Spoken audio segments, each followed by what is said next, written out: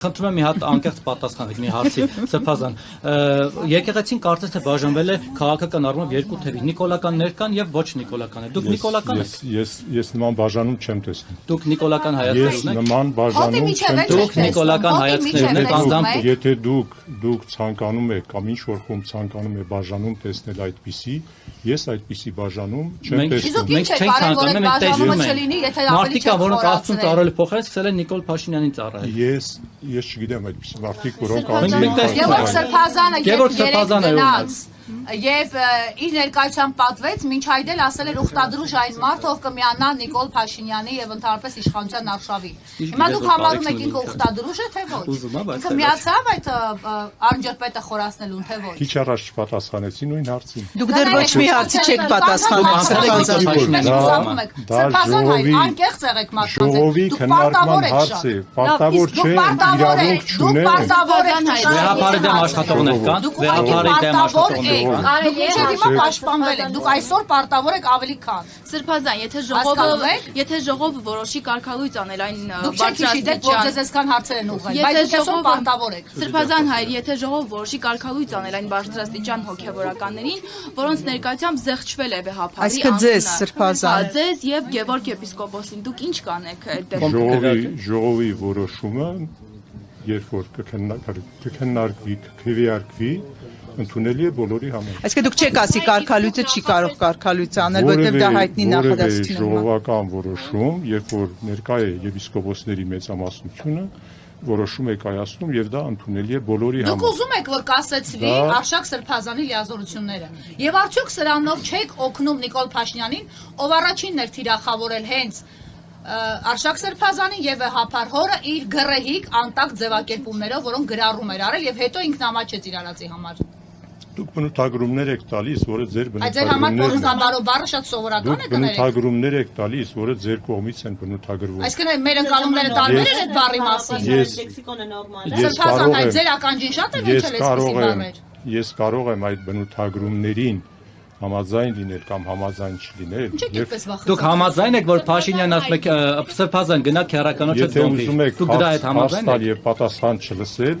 այդ դեպքում իմաստ չունի կանգնելս այստեղ։ Դուք իրար հարցեր տվեք եւ պատասխան միջոց եք, որ քաղաքացին իմանա, թե դուք ինչ եք մտածում։ Ես ասում եմ, համբերություն ունեցեք։ Ձեր առաջ խոնարհվեն, ձեր աչը համբուրեն թե չէ։ Ազնիվ եղեք մարդկանց։ Այդ հարցերը, որ տալիս եք,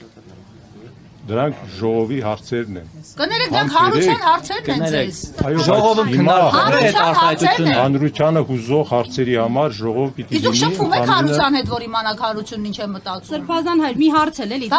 Դուք անդրադառնում եք ժողովի հնարավոր օրակարգին, բայց օրինակ ժողովում քննվելու է եպիսկոպոսի վարքը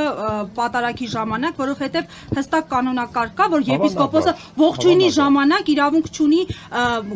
ողջագուրվել ներկաների այլ սեփական փեշով պիտի սքեմի կպնի մահկանացուների քաղաքացիների գլխին։